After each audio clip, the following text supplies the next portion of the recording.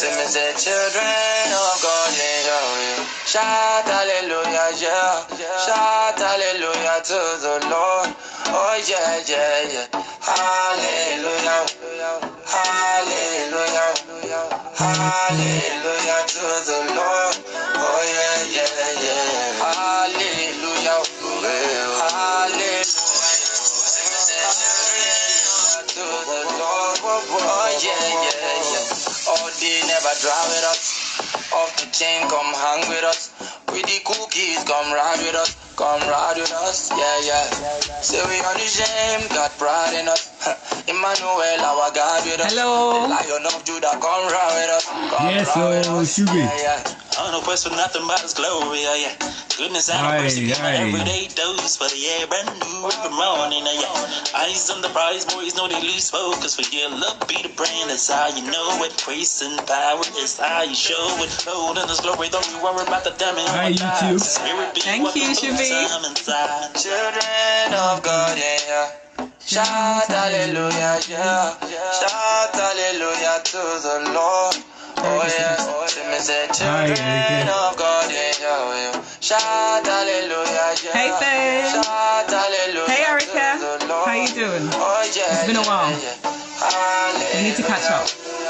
Hallelujah. Hallelujah to the Lord.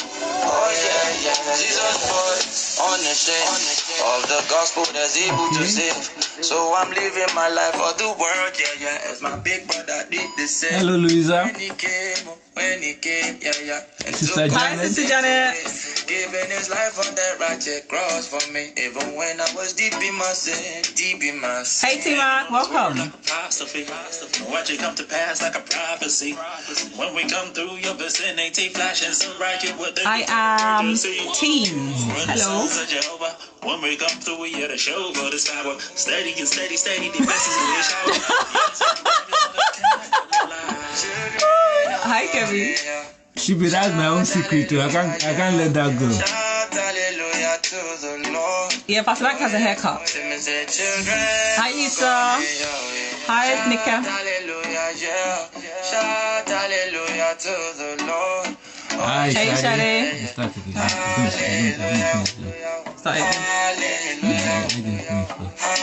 Hey, Kule.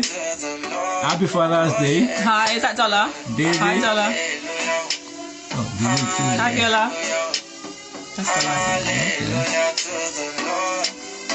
Thank you, Mrs. Tripp. Yeah. All right. Okay, I think we're gonna get started. Okay, Nick here with a tick. All right. Good evening to everyone that has joined in. I hope you guys can hear us. Hi, Blessing. Hi. Right, we're gonna get started now. We just thank you, Shadi. Thank you. All right. Welcome to today's session. Thank you for joining us today, this evening or afternoon. Hi, Raina. Is that Raina? Yeah. Okay. I think that's her Ghanaian name. Ah. All right. Yeah. Hi, Blessing. Okay. So, happy Father's Day to the fathers in the house. Happy Father's Day. T-Mac, is there any other father in the house? I know T-Mac is on there. Where are the fathers?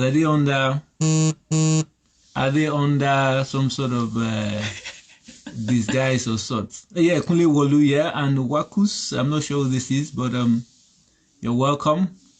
Hello. Welcome tonight. Kunle Hi, Wolu, welcome to today's session. Okay, we're just trying to build up the numbers a little bit before we get started. And YouTube as well. We have a few people watching live on YouTube. All right, good evening, Ofori John. Hi, John. Ebele. Hey, welcome, Ebele. Yeah. Hi, Sisi. Okay. Hi, Pamela. Thank you, Tima. Awesome. Pastor back. Yeah, thank you. Right. So, today is going to be another exciting day, another exciting session on the Blue Sofa.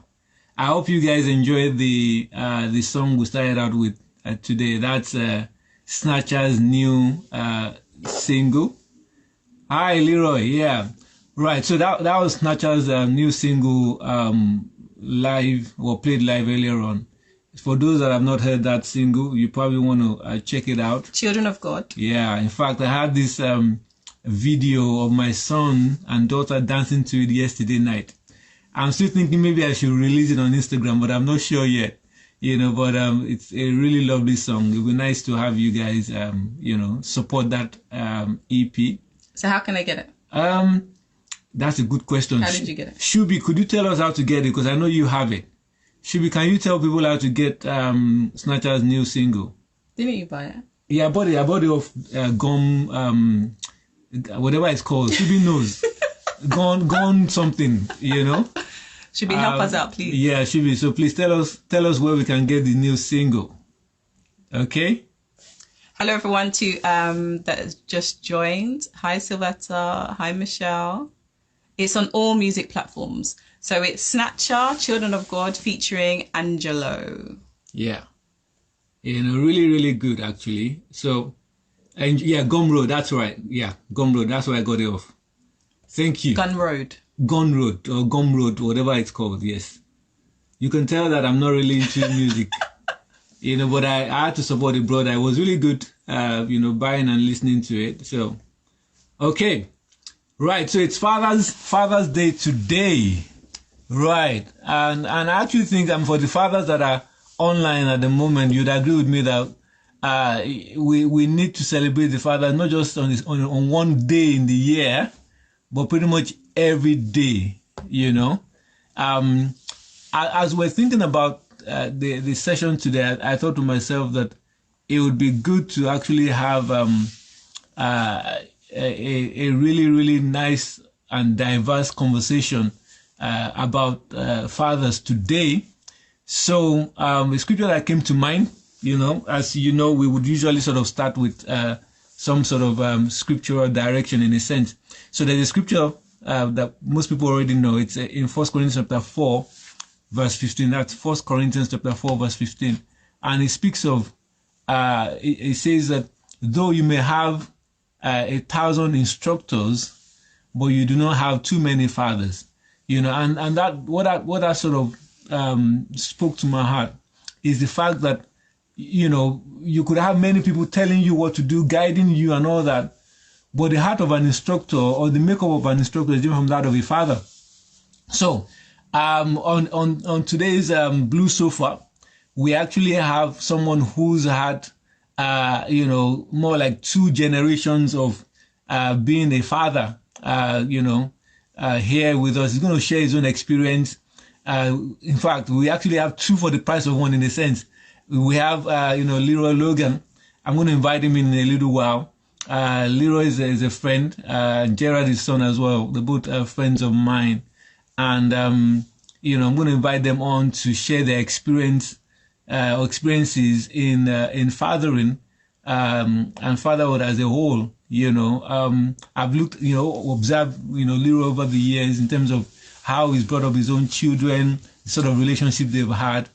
And I think we could actually share or learn a few things from Leroy. So I'm going to invite Leroy to join this conversation now.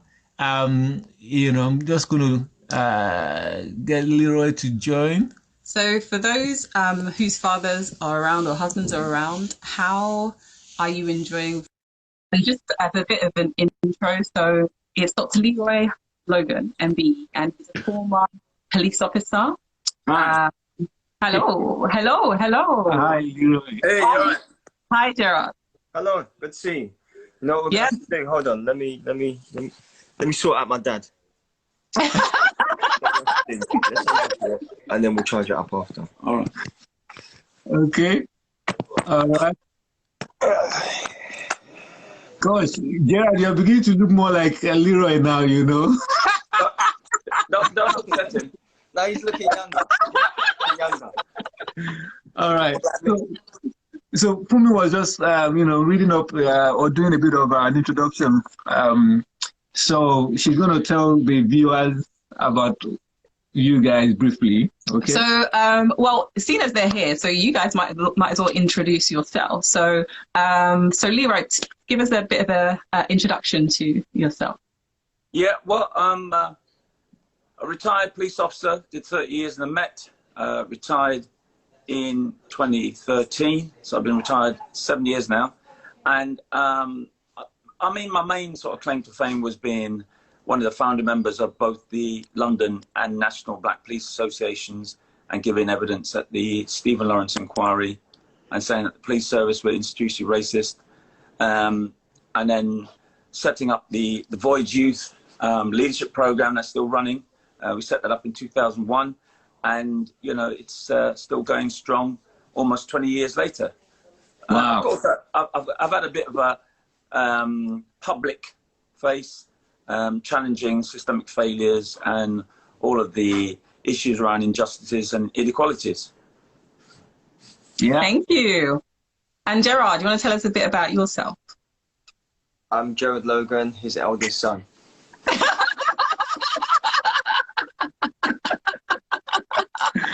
You know what? That says it all. Father's No, it does. It says it all. It says it all. Now, but actually, no, Gerard, I would say that because you do music production, right? And you run a music academy. Am I right? I run a music specialist service for schools and education, primary and secondary. So yeah, that is my day-to-day struggle, so to speak. Yeah. No, and I know you love it, so it's not a struggle. I know you enjoy what you do. No, you have to get a decent job from being just a musician, and now teaches, and you know, it's very, very good. I've seen him in action, so he's definitely knuckled down, and I would call him a consummate professional now. Well, listen, let's not offend any musicians. Being a musician is a very good job. Yeah. I love being a pianist. It just so happens that my musicianship has expanded my career prospects into education, being a music specialist, and having tutors that deliver as well. That's what I said, a decent job. Big up to all the musicians. You're doing a great job, musician.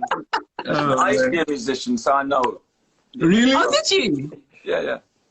I used Well, what do you play? the trumpet, brass. He plays piano and other things. I used to play brass instruments, so yeah. Wow.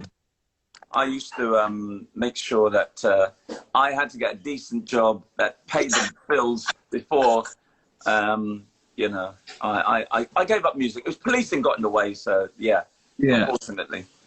Okay.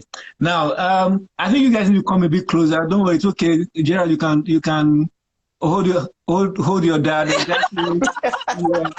So we can actually get the thing is, he got me dressed in the same white shirt as him, you know. Nice. Yeah. He sort of dressed me, told me what I can't wear, and you know. I bought him a top for Father's Day, so why do you wear the same? Oh, nice. Nice. No, I like that. I like that. Anyway, I thought it would be nice to have you both because, I mean, the last 3 weeks or so, we've been talking about Black Lives Matter and all that. And in fact, a few weeks ago, we had Leroy on as well to bring a dimension to the conversation. And pretty much the BLM idea is still in the news, you know, and I thought we could actually bring a dimension to it, seeing it's Father's Day, you know, talk about what it, you know, from Leroy's perspective in the last, you know, how many years now, raising your own family in London here. I remember you saying that you were born in East London, you know, and no, I was born in Islington. Oh yeah, okay, yeah. But I did a lot of work in East London. Well, I still live in East London as well, so yeah. Okay, so the idea is to really just, you know, let's have a conversation around what has changed over the many years from your experience as a father, you know, and also in terms of Gerard's experience now as a father, you know, just, you know, have those sort of conversations, you know. So we have a few questions. Okay. So, so this is to both of you. So what was it like growing up in London from your individual perspective? So if we start with Leroy first. Yeah, well, you know, I was growing up in a Jamaican culture. So my mum and dad came from Jamaica in the 50s, and I was born in the late 50s. And as a result of that, you know, it was quite clear that a lot of my beliefs and values were very much underpinned by that Jamaican culture. And, you know, we had to toe the line, you know, very clear boundaries, you know. They used to say, spare the rod and spoil the child type stuff. Yeah. You know?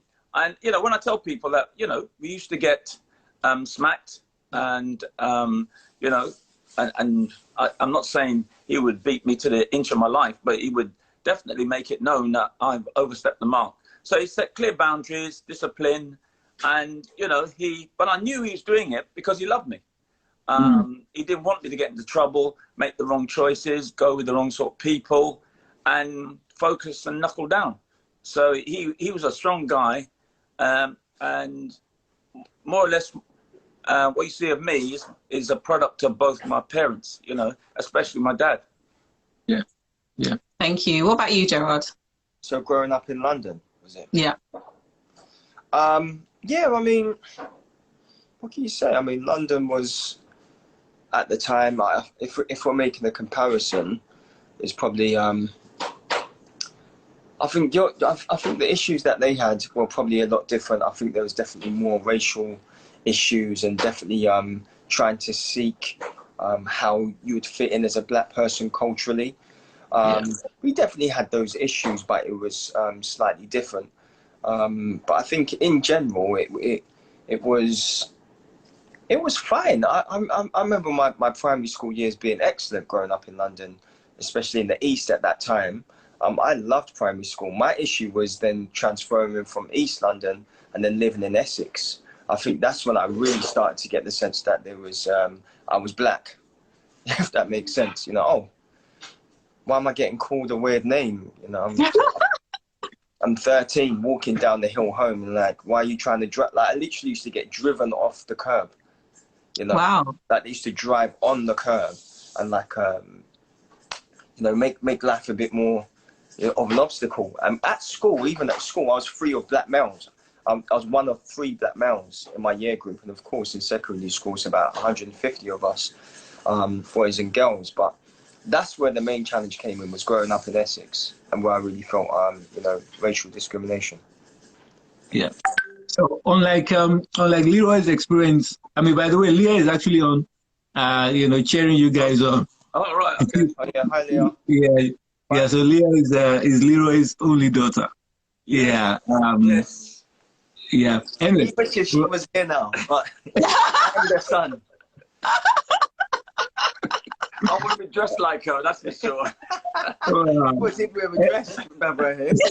Right, darling, come on. You have no respect. You understand? The cultural things, I had to toe the line. No, I mean, that was something. I mean, having a Nigerian mummy and a Jamaican dad, that was interesting.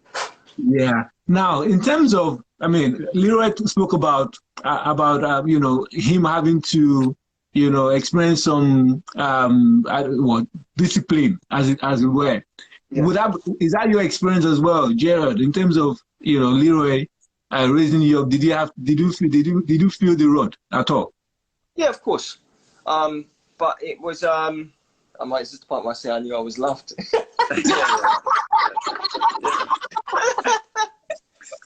You know, if you see just here, there's a Scott. No, I'm joking. The no, I mean, my of course it was very strict. You know, very, very strict. Of course, him being a police officer, there was regiment, there was discipline, there was organization, and I was a rebellious child. You know, Leah was the academic, does everything by the book, does nothing that, you know, displeases. But you know, I was a leader. You know, I was paving the way. You said the word rebellious, rebellious. And listen, till this day, I've never had to say to Leah, go to bed, wake up early, go to school, do your homework, the whole night. Yeah. Yeah, so I was definitely more rebellious, definitely more mischievous. I was a typical, I would say, firstborn. So I was definitely going to feel the wrath of my parents. And it wasn't just my dad, it was my mum, if pushed enough. So yeah, I definitely was disciplined, I would say, due to my characteristics. I think Miles, being the youngest child, he got it like He lived a good life. He was me. Yeah, I mellowed out basically. You know, I mellowed out. I think many parents do. Beat him, Dad. Look at him. Yeah. You know, Gerard, so you mentioned the fact that you kind of grew up in a kind of predominantly, I presume predominantly white neighborhood and school and everything like that. Yeah. A few weeks ago on one of these sessions, we also picked that up. So kind of if you translate that into how you parent your children, because obviously your child is mixed as well. So is there anything that you would do differently or you're more intentional about? Yeah. Are you talking about in terms of racial, education, or cultural? Cultural, yeah. But also just, you know, like being a kind of a minority in a majority kind of environment. Have you thought about anything that you'd consider to try and help reinforce her identity? I think that between her mother and I, we definitely do our best to make sure that she's got a strong understanding, education about both of her cultures. Her mother being Vietnamese, Chinese, me being of Afro-Caribbean descent. We do our best to ensure that we know about each other's culture, and we're both advocates for each other's culture, and we ensure that Tegan has a thorough understanding of both.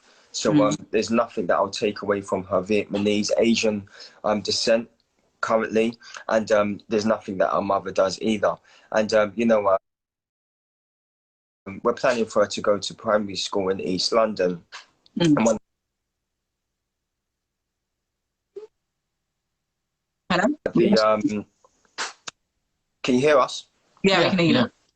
We have to put that on in a minute. Yeah. But yeah, give it about 5 seconds, well, about a minute. But yeah, I think you know, there's a lot more. It's a lot more multicultural. Okay.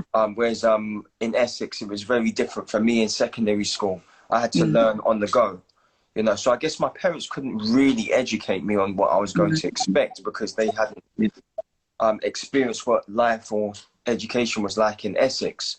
But to answer your question, I think that we do our best to make her feel well esteemed as a young lady of colour and of culture of Asian and Afro-Caribbean descent. Just bear with me for a minute. I need to just plug this in, because unfortunately I'm a bit of a technophobe and I forgot to make sure the We're gonna fold it, yeah, we've got to hold it basically. Okay. Yeah. No problem. If there are any questions... Don't worry, I've got longer arms. What you might have to do. If there are any questions that our audience wants to say, then please raise them if you use the chat, and then we can pick them up a bit later on. Yeah, so put the questions in the, you know, the box with the question mark. We'll take them out. Do you know what you did? Hold on a minute. Yeah, hold on 1 minute. Okay. I think that's it. That's it. We're back. We're back. Yeah. So, Leroy, you said that you kind of gave us a bit of a history of your parenting, the way that you were parented, and some of that fed through into the way that you parented your children. The first two, I guess. Yeah. So, it's a question for Gerard as well. So, 1 moment. okay. And close that door. Close that door. So, Leroy, were there things about... We weren't very prepared, so... So were there things, Leroy, about the way that you were parented that you were intentional about either instilling in your children or changing in the way that you parent your children? Well, you know, my father was very strong on my cultural understanding, you know, being black and proud and knowing my history, so I know where I'm going.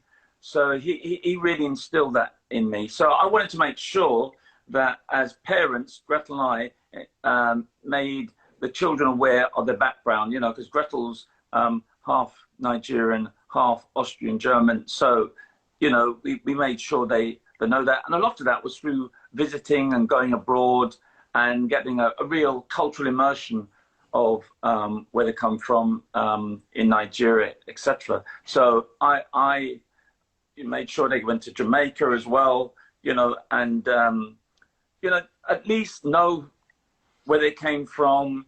And hopefully that gave them a more rounded view, because I think people who have traveled and understand more different cultures and different backgrounds have a more wider view on things, and, you know, less myopic in their viewpoints, and, you know, and making them more rounded individuals. And I thought that was the right thing for us to do, so that they make their own choices and informed choices. So, you know, it's not just reacting.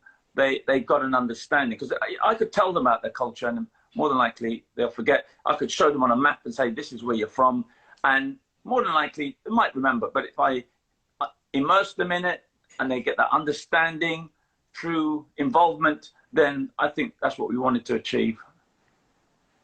Thank you. And same question to you, Gerard. So were there aspects of, I know this is kind of a tricky question given that your father's right next to you, but were there aspects, go for it, aspects of the way that you were parented that you want to either continue or stop in the way that you're parenting your children? I definitely agree with travel. I'd be careful with that. I definitely agree with travel. I definitely agree with one thing that I think that was really good was quality family time. And time being the key word. I think that's one thing that I would want to include more, because I think growing up with having very busy parents that was trying to break out of the generation of, you know, gaining more financial independence. And I think they've done a fantastic job of doing that now, and it needed that graft at the time. But, you know, Dad would work serious hours, not just in terms of like the job, but in terms of being an advocate for diversity, or an advocate for against anti-racism establishments and institutions. But what that did is it took away from what I think was really necessary, was more quality time, especially as we got older. And it's not to say that the time when given wasn't quality, but needing just more time. And it makes me think, as a dad who's also taken up traits of really working hard, okay, when am I going to ensure that I make quality time for my daughter and family events, you know? But yeah, I think that's my answer. If I could just chip in to say that I've realised importance of that quality time, especially now I'm a grandfather, you know, and working from home mainly, and when the children, you know, just asking questions, I've got more opportunity. I mean, I never knew my grandparents, so I didn't really have a benchmark as such, but I saw how my father responded to the children, and as a result of that, you know, I did my best to, you know, remember all of that and add my own sort of, you know, dimension on it with the 3 grandchildren that we've got. So, you know, I've really enjoyed being able to make amends. If I didn't give him all the quality time, I'm giving it to his daughter, my granddaughter. Yeah. Now, on the point of the quality time, I mean, I had a chat with 2 of my friends a few days ago, actually, and so these guys, they at some point in their professional life, they moved back to Nigeria, but they left their family here with the children, but they've now come back, right? And they were saying to me that it's interesting that in as much as, you know, they're back now, they missed out quite a substantial, season in the growth of their children. And that has actually affected the relationship significantly. Yeah. You know, that now if they had to do again, they were saying pretty much that they would do it very differently. You know, so clearly, I mean, from Gerard's point of view, and I guess we would all agree that the point of quality time is actually something that every father needs to find a way to build into the life of, you know, the family. Yeah. No, I totally agree. Totally agree. I mean, to be quite honest, I did make a conscious effort that when I was joining the Met, that I wasn't going to go on the special accelerated promotion course because that would take me, you know, 6 months chunk away from the early days of, especially when Jared was born and Leah was very young. And I know very senior officers who were on that accelerated promotion course, who are now chief constables, have actually said they would do it differently. You know, all right, they got the top ranks, but unfortunately, their families or their relationship with their children has suffered. Yeah, yeah. Hold on. Now, on the same point, Leroy, I wanted to speak into this from the standpoint of the criminal justice system, in that we know, I mean, I used to do a lot of prison, you know, visits and all that, and you'd find that, in fact, there was a time that I went into a prison and the father and the son were in prison about the same time, although different prisons. And I mean, it's proven that, you know, a lot of people in prison, particularly the young men, you know, have absent fathers. Would you agree? Can you say something about that? Yeah, I mean, you know, there is a lot of issues around absent fathers, but, you know, I know the importance of relationships, and you don't necessarily have to be under the same roof. That I think is really important, because I know some people, they're all on the same roof and they are dysfunctional. You know, being on the same roof is not necessarily a key element, but it's, as Jared said, the quality time that you have, the consistency. Because I mean, parenting is a lot about being consistent. You know, it's not right today, wrong tomorrow, because that creates grey areas. It's got to be literally black and white. And obviously, you move with time. So you know, but you're on this journey with your children, so that they're aware how things move on. And you know, even though, you know, if I'm saying something that I believe is right, invariably it has to be substantiated with Gretel, my wife, his mother. So you know, because the child will always say, "Well, Mum's a bit of a soft touch. Let's go to Mum first and get what we want," because we know Dad ain't going to say yes. So we need to have that consistency, which I think is really key. And that's why it's teamwork when it comes to parenting, and not just how to guide and nurture and love the child, but also how you deal with the problems. Because, you know, parenting is just a series of problem solving, really. Yeah. And if they see that you deal with that problem in, you know, in a structured way, you don't lose your head. All right, you might get a bit of a, you know, you might get a bit of a panic, but you don't sort of say, oh my gosh, it's the end of the world. And if your child sees how you deal with a problem, and especially an important one, and they'll remember that, because they think, well, Mum and Dad's dealt with this and they didn't lose their heads, so why should I? Type stuff. Yeah. Okay. Thank you for that. Thank you. Some key parenting tips here. So if you have any questions, for those listening, watching, if you have any questions, please put them through. So question. So as the son of a police officer, did you feel you had to live up to higher standards than your friends, Gerald? Do you know what? I think I was groomed in the sense that... Wrong word, yeah? Not a great use of word, because, you know, the term groomed has... But in terms of how my dad expected me to, you know, exercise my... Not exercise. In terms of how my dad expected me to be as a person, especially him being the, you know, a higher ranking or a police officer, and plus developing in the ranks, was going to be very different. Because growing up in East London, your friends and what they got up to was quite different, especially even when I got to Essex. So, what was the question again? Remind me. Did you feel you had to live up to higher standards than your friends? I wouldn't say higher standards, but I definitely had different standards. Okay. And it didn't mean that they weren't my friends and that they couldn't be my friends. You know, I had certain friends that was up to different things that I wouldn't really necessarily get up to, but they definitely respected me and kept me away from that. When we was in primary school, it wasn't an issue. But when we got to secondary school, it was like, all right, cool. You know, and there were certain things that was like, nah, G, no, not here, or this is what I'm doing, you're not a part of this bit. Do you know what I mean? And they respected my dad, they respected who I was. But he always expected the best anyway. He always expected a high level of delivery, and then and even still now. So nothing's really changed.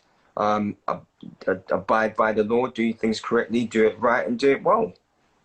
Yeah. In fact, we had a big argument yesterday about these sort of things, you know, because it's an ongoing process. You know, we have heat debates on this. You know, we raise our voices. Yeah, it's a good one. Yeah, it was a good one. Yeah. I wasn't too sure if we were going to do this thing today. I thought, I ain't talking to him again. Oh, no. But, and I think that's a really key point. You could have your differences of opinion, but, you know, don't let the sun go down with your wrath. You know, you've got to try and sort these things out. And especially if, you know, you both believe you've got a point to make. And, you know, but I just coming back to what Jared was saying about the pressure of being a police officer's son, and, you know, he's got friends who were saying, you know, and it's good to know they protected him, because I must admit, Jared has been very fortunate with the friends he's had, and he still has now.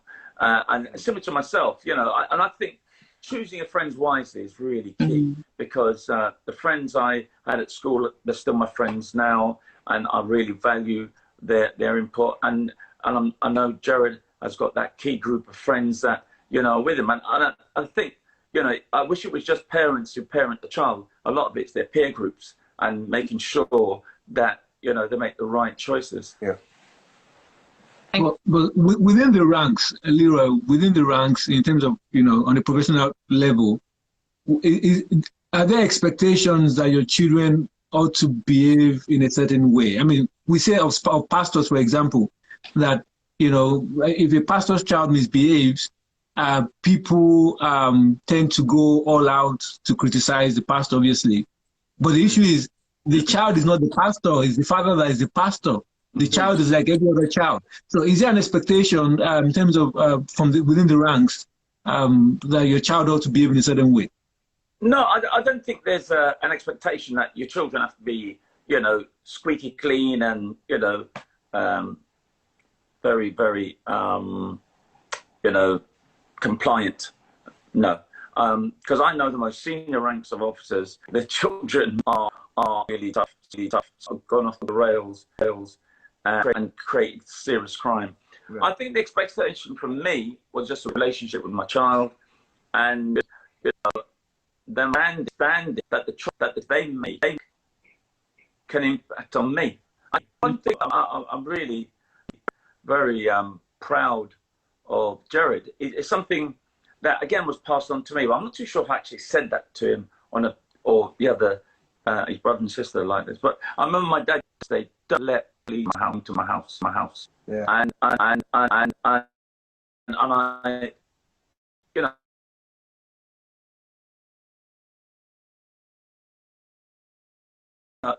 I'm now so it's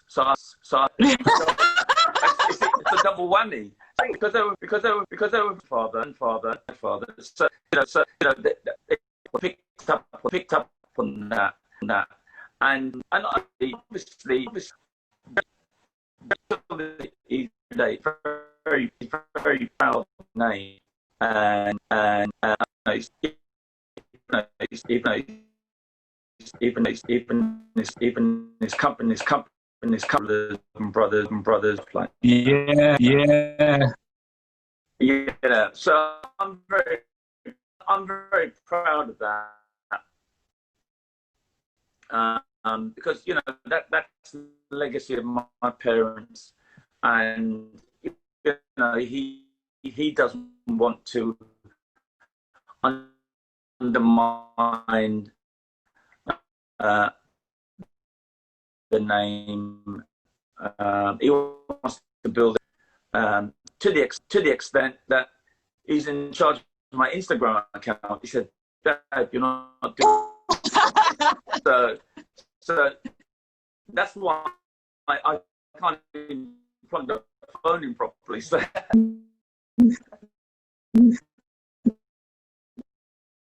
he helps me. Yeah. Okay. Brilliant. Thank you. Thank you so much. Okay, so what faith? So, what role does faith play in your parenting style? So they're both for both of you, and how do you encourage the faith to children, child? Yeah. No, I know what you're saying. I'm speaking too much. It's my chance to talk. You're a child, young man. This one. Yeah. Thank you. Thanks for letting me talk first. I appreciate it. That's a very interesting question. I think growing up, especially with a Nigerian mummy,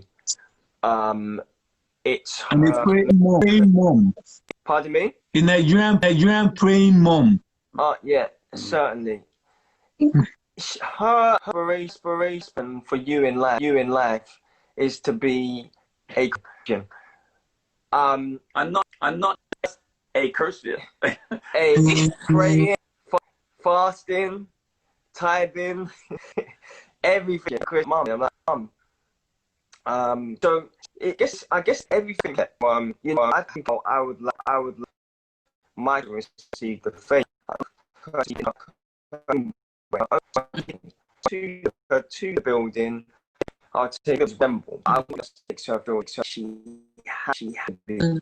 That's very different for me. My mum would go to church and I'm sure it was in fact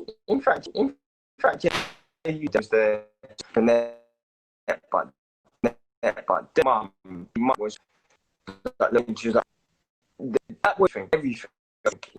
What you know you should put us, God first, pray have you fasted about communion about everything. So I guess I appreciate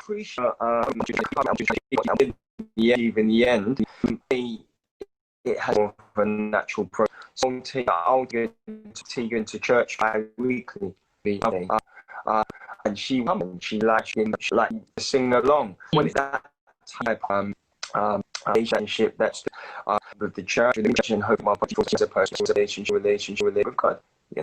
That's it for me. My parents were they go to church because like my sister and myself had to go to Sunday school every Sunday. And I feel hold on. Why do I have to, and you don't? My clear principles and values, and in all honesty, it really through journey of guided me into because we're on the same wavelength. We were on the same wavelength. I always feel a fraud to me because when I see it's prayer. It's a prayer. I mean, this afternoon, certain 2020 and the next is facing. She's backed on it, and it's still us. And warrior. I mean, you knew exactly what time, what the days, your days to pray. Nothing from it. And it was not just a 1 hour prayer. It may be 2-3 hours, 3 hours. And I know her prayers are still covering us even now. The family in different ways. And I'm not just talking about cars and cars. I'm talking about the prosperity of just being. That we're blessed, and with health and strength, and the opportunity to love one another and back, and as I said, even that we have not just wider family, but other people we come across, because I think and that plays out in what we is our passion, being a teacher is a vocation, officer's vocation. Leah, she as well. Miles works with Jared in their teaching service. Yeah, sorry. Organization, but anyway, yeah. But that, and I think it's a sort of vocational approach to their profession. It really who's their belief value and understanding that people because you know, if we don't, we'll lose opportunities, and you know, that's always me when I'm trying to advocate people. I got to give them time. Sometimes I give too much time outside and not enough time indoors. And you know, again, Greta will say to me, "Don't forget your first ministry." That's the real sort of balance I still grapple with. Yeah. Now, question for that. What experience has most impacted? Very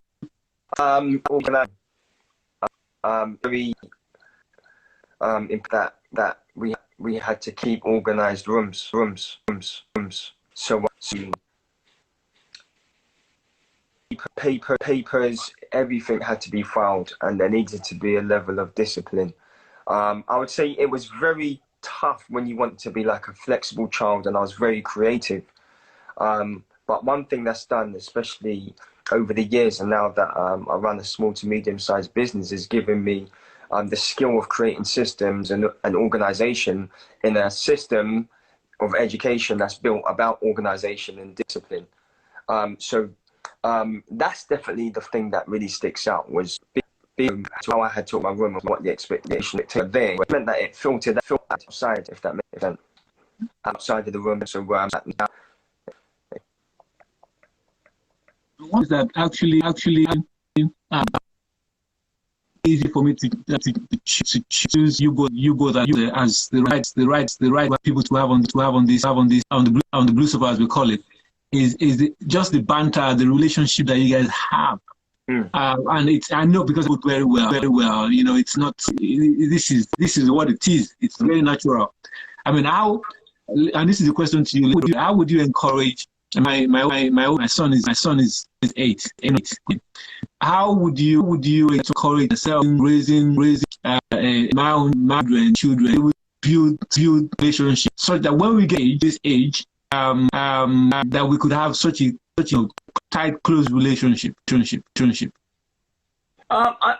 Everything, you just got to be consistent, as I said, and have proper conversations. You know, I've always tried to. I don't talk down to my children.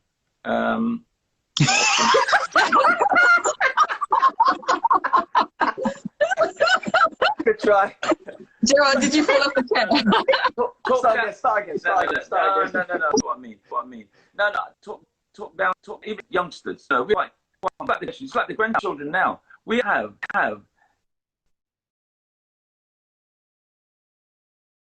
It's not because I have with and very mature. You know, let's go and lollipop. You know, talk about what they'll say. What and you know, I'll explain it to them. That's what I mean. I mean, what he's referring to. I have to say, okay, it's my the high or the time. Different. And he can duck out. But no, it's the consistency of the business. And sometimes it's difficult. And I must have had problems with each of me and said, well, you're not being consistent. And then you go and do this, whatever. That's the tough one. It's the shoulder. I'm the leader of this house, but I think it's just being, you know, real, recognize real. They know when I'm being real. I'm being real with them, and I know when I'm being real. They're being real with me, and that's the thing I really value. And even when we had a bit of an argument yesterday, in following morning, we had a really good company.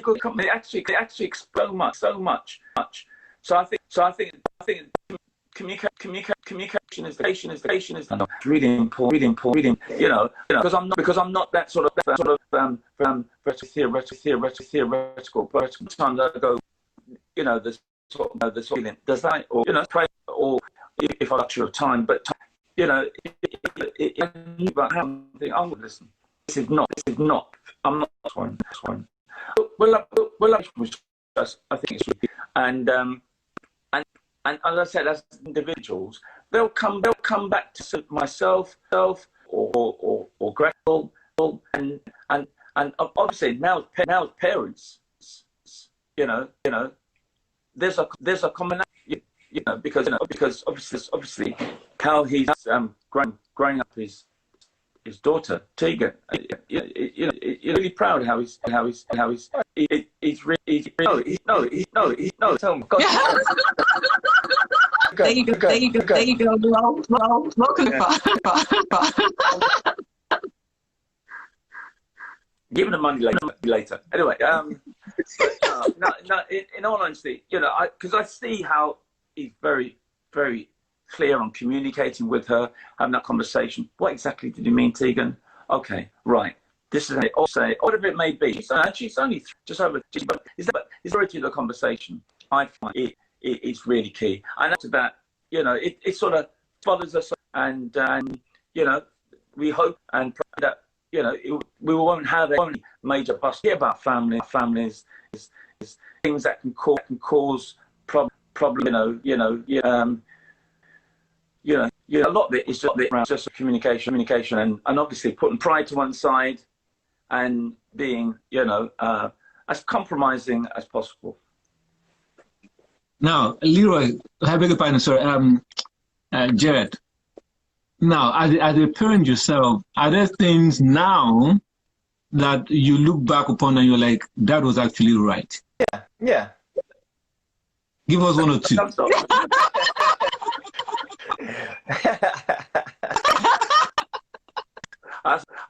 Question back.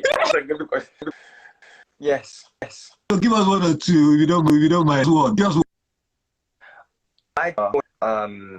She looks outwardly just like her mother. She has the honey brown, I would say. However, her internals I recognized from a very stage. 3 months I recognized that she's very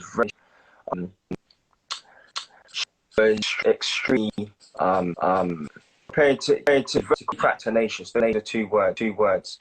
So comments that with her mummy Helen, I'm just a guy who wants the bills when bring her up even this stage. And I think one I recognize that my dad was here, not with because we need the same body.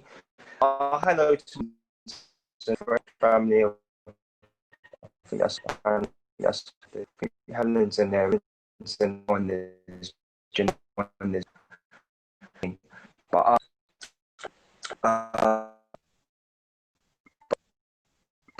one thing that I think I needed was I need definitely more assist with how to deal with a strong person, and I'm very happy in boundaries because out boundaries I would say more than I would, and I would say not because I was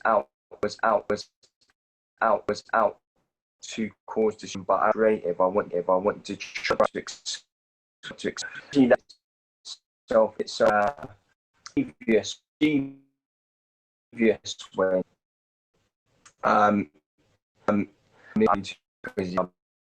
because you upset him and the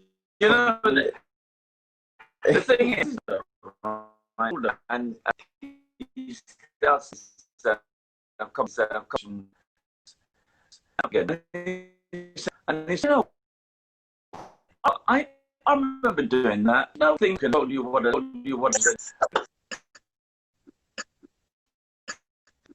that's what said. You tell me. that's But I mean, it's. What's that? Because my question. Oh right, sorry. sorry, sorry. Lighter. So I think yeah. In terms of having a strong personality, and I think with even those young girls, girls cute, you hear eyes and reason, hair bands and everything's her be best person. Not to say that we are not in our best friends developed, but I read and I have my dad helping me in tea with bounce. I believe in the future. Excuse us. Understand. Okay. Yeah, cool. Include definitely feel certain things, especially from knowing Tegan these now. Even at this age, we have our small self-confidence where we're underneath, and yeah. I think I hope that makes sense. He does. You will say something about that. No. I chipped in. Sorry, interrupting. But I think the cultural issues, economics, important, and because and Nigeria, when I'm in this, didn't mix much. So being able to show that relationship was a lovely one, and I wanted to maintain, and not just marrying children, but to have it and have for me, educate my parents was really important, and going on a journey, and I sort of opportunities with the pound sort of thing, and for me it was all journey, but knowing the motherland, so I'm understand from enriching, and made me a better person. Think being able to separate all out their background, whether it's the Eastern German side. I think helping them to celebrate that, they now pass it on to their children, which I love to see it. So we'll have a conversation with Tegan. What makes what do you like? Talking things about east side, Jamaican side, and the rock, and stories. You hear about Jollof. I Jollof, right? I cried. As a certain type of Jollof. It has to be Betty Rice. and I love that she's got Mexican father, half Mexican, half British. I'm amazed, a melting pot. All the colours on in our house. Yeah. All right. So we've actually come to the end of this. I mean, it's very interesting session. Thank you coming in. Just sharing this time with you guys remote. I'm actually missing fun. I know spending time. I'm hoping catch up soon. And thank you so much to the audience as well. Leroy, I know you coming out. Oh yeah. Do you want to just about that? My copy. I reserve my. Thank you. Tell me about the close out. Yeah, it's my what a standing project, and it's almost 10 years in the making. It's coming out on September the 17th, and it actually not only talks journey in the play, but also before and after, and the important of the family and my perspective. It actually came out more and more through the project that ties in with Wave. He's doing a 6-part series from BBC One between November and December this year, and it's called AXE. And I've got one episode. It's my life from secondary school all the way to the few years.